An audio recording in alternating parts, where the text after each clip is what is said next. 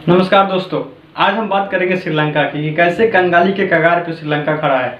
अगर आप इस वीडियो को भारत से देख रहे हैं तो इसका मतलब ये नहीं कि आपके लिए इम्पोर्टेंट नहीं है, क्योंकि कई बार ऐसा लगता है कि सिर्फ हमारी देश ही त्रासदी में है, लेकिन ऐसा सच नहीं होता है। क्योंकि उसी समय पे कई सारे ऐसे देश हैं जो अभी भारी संकट से चल रहे हैं, जैसे यूक्रेन रशिया को तो आप देख रहे हैं युद्ध में, लेकिन श्रीलंका कैसे कंगाली पे आ गया है सिर्फ इस वीडियो में बात करेंगे। सोने से ज़्यादा महंगा हुआ दूध, घरों में न बिजली न गैस, लोग 2 वक्त की रोटी के लिए भी कैसे मोहताज है, आइए इस वीडियो में जानने की कोशिश करते हैं। श्रीलंका में दिनों दिन बढ़ती महंगाई और खाद्य संकट की वजह से लोगों का जीना मुहाल हो गया है। कोरोना की वजह से भयानक आर्थिक तंगी से जूझ रहे श्रीलंकाई लोग महंगाई की मार से त्रस्त हैं। आलम यह है कि यहाँ के लोगों के लिए दूध जो सोने से भी महंगी हो गई है।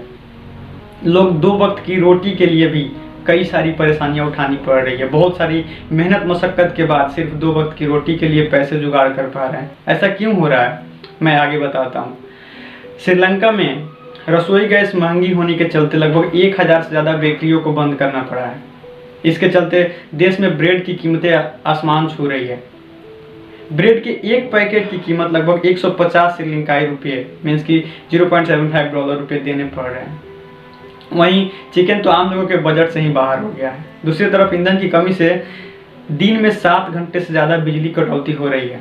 मीन्स कि अब श्रीलंकाई लोगों को सिर्फ 15-16 घंटे ही बिजली मिल रहे हैं, उससे ज़्यादा नहीं। इसका सबसे बड़ा रीज़न क्या है पता है आपको? टूरिज्म के ठप पड़ जाने से कर्ज में डूब गया है श्रीलंका। मैं बताऊंगा आपको। श्रीलंका की अर्थव्यवस्था में टूरिज्म सेक्टर का बहुत ही बड़ा रोल है, लेकिन कोरोना की मार से यह पहले ही ठप पड़ा है। टूरिज्म देश के लिए फॉरेन करेंसी का तीसरा बड़ा सोर्स है। इसके कमजोर पड़ने से देश में विदेश मुद्रा भंडार लगभग खाली हो चुका है, और जब तक किसी भी देश का विदेश मुद्रा भंडार भरा रहता है तब तक वह देश आबाद रहता है, कह सकते हैं।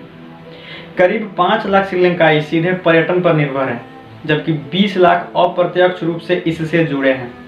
श्रीलंका कि जीडीपी में टूरिज्म का 10% से ज़्यादा योगदान है। समझ रहे हो आप? सिर्फ टूरिज्म से 10% से अधिक योगदान है। टूरिज्म से सालाना करीब $5 अरब, करीब 37,000 करोड़ रुपये फॉरेन करेंसी श्रीलंका को मिलती है। अब दिवालिया घोषित हो सकता है, क्योंकि अब ये तो सब मिल नहीं रही है। चीन सहित कई देशों के कर्ज में डूबा श्रीलंका दिवालिया घोषित हो सकता है। जनवरी में श्रीलंका का विदेशी मुद्रा भंडार 70% घटकर $2.36 अरब रह गया है, मीन्स कि $2.36 अरब बस। वहीं श्रीलंका को अगले 12 महीनों में $7.3 अरब, करीब 54,000 करोड़ रुपये जो भारतीय रुपये होते हैं, का घरेलू और विदेशी कर्ज चुकाना है। इसमें कुल कर्ज का लगभग 68% हिस्सा चीन का है। उसे चीन को $5 अरब चुकाने हैं लगभग। दोस्तों, खुशी की बात है कि हमारा भारत देश ने अब श्रीलंका की मदद की है। गंभीर वित्तीय संकट से जूझ रहे श्रीलंका के लिए भारत ने मदद का हाथ बढ़ाया है। भारत अपने पड़ोसी देश को $90 करोड़ से ज़्यादा का कर्ज देने की घोषणा की है। इससे देश को विदेशी मुद्रा भंडार बढ़ाने और खाद्य आयात में मदद मिलेगी। दोस्त, जब भी पड़ोसी देश संकट में होता है तो सबसे पहला मदद के लिए हाथ भारत बढ़ाता है। श्रीलंका को भी मदद किया है, लेकिन जब भारत किसी बात की चिंता व्यक्त करता है तो पता नहीं पड़ोसी देश क्यों नहीं सुनते हैं, सब चाइना की तरफ मुंह लेके घूमने चल जाते हैं। ये मैं इसलिए कह रहा हूँ क्योंकि श्रीलंका की जो ये हालात है ना, इसका सबसे बड़ा जिम्मेवार चाइना ही है। आपको याद होगा, हम्बनटोटा बंदरगाह कौन बनवाया? चाइना बनवाया। किसने पैसा दिया? चाइना ने दिया। भाई, मेरा मानना है कि जब तुम्हारी औकात नहीं है तो क्या जरूरी है उतना बड़ा चीज़ें सोचने का, क्या जरूरी है उतना बड़ा चीज़ें करने का। हम्बनटोटा बंदरगाह के लिए सारा का सारा पैसा चाइना दिया, और आज किसका है? चाइना कब्जा कर लिया 99 साल के लिए। भाई, जब 99 साल के लिए देना ही था तो फिर बनवाने से फायदा क्या है? और एक बात की पूरी गारंटी देता हूं मैं कि 99 साल के बाद भी श्रीलंका का नहीं होगा, फिर से कर्जा रहेगा ही, तो चाइना वो ले लेगा, हड़प लेगा।